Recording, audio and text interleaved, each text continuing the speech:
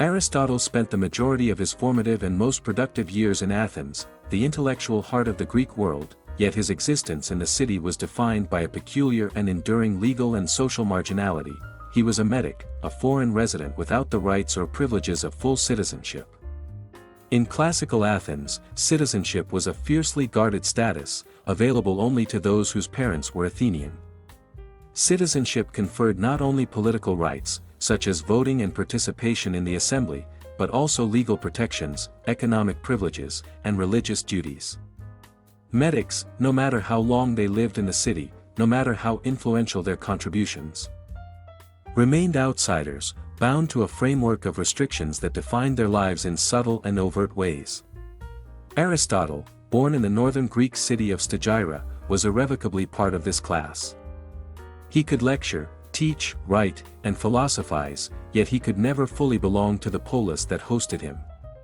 He could not vote, could not own property, and could not take part in the public affairs of the city whose intellectual and cultural life he enriched so profoundly. This paradox, the coexistence of extraordinary intellectual influence with legal and civic exclusion, shaped Aristotle's life in ways both practical and philosophical.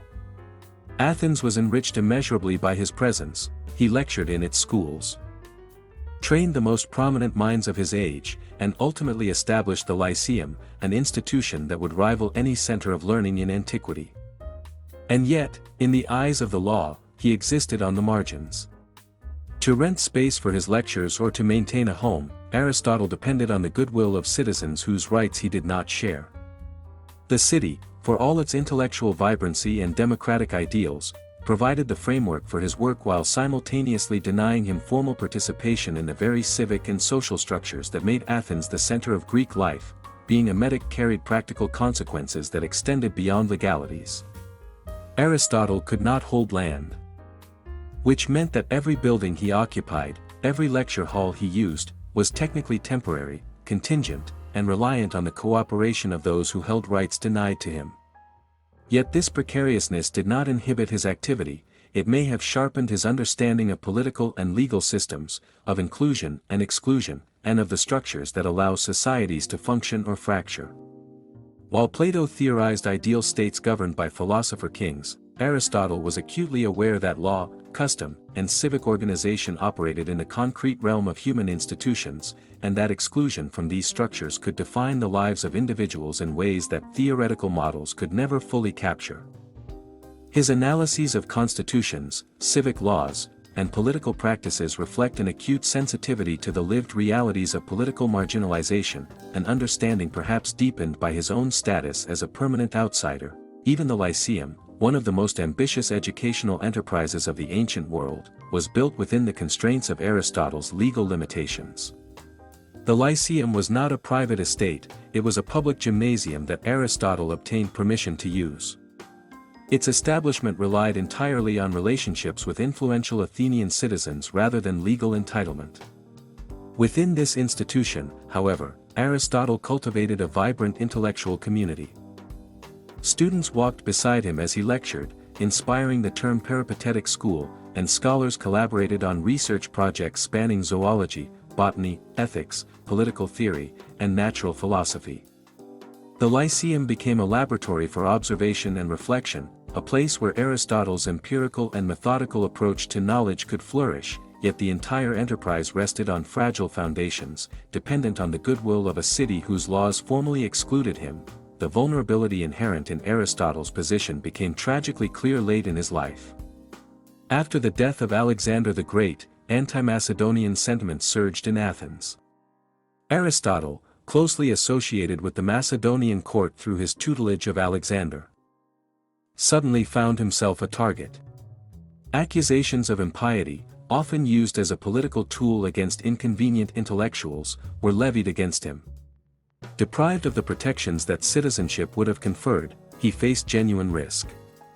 According to historical accounts, he chose to leave Athens, reportedly declaring that he would not allow the city to sin twice against philosophy, a pointed reference to the execution of Socrates decades earlier.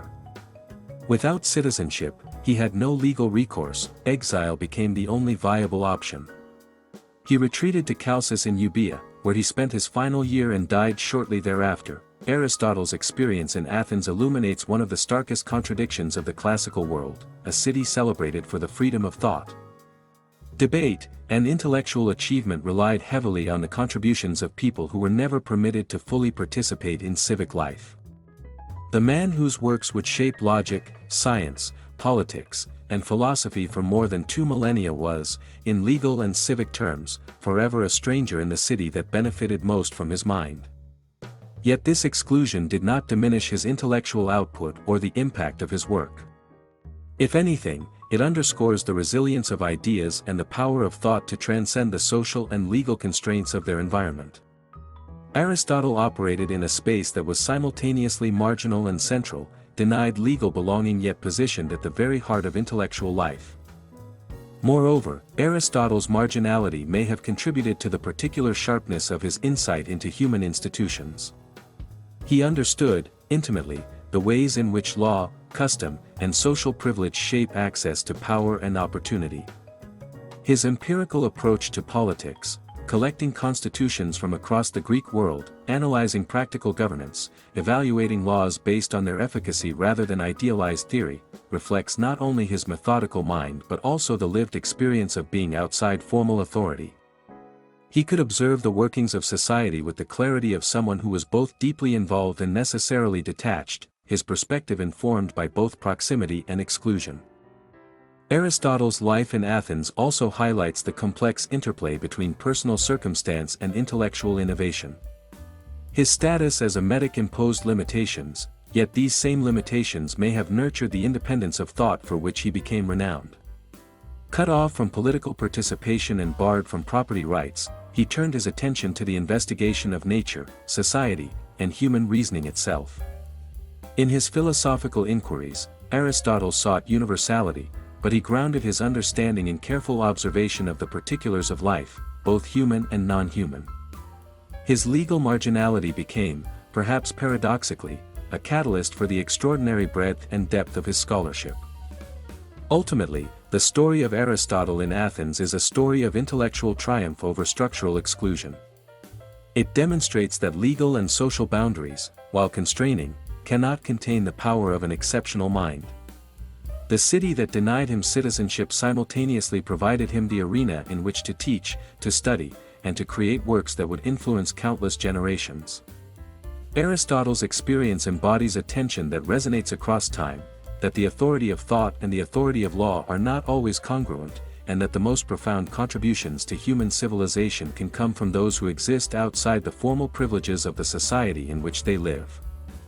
In this sense, Aristotle's Athens was both a crucible and a cage.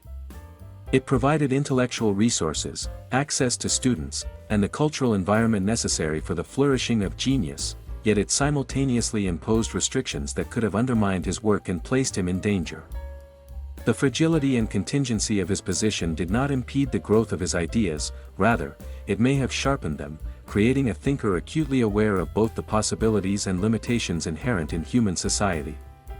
Aristotle's legacy, therefore, is inseparable from his status as an outsider, a man whose thought transcended the city's legal definitions, whose influence reshaped Western civilization, and whose life illuminates the ways in which marginality can coexist with, and even foster, intellectual centrality.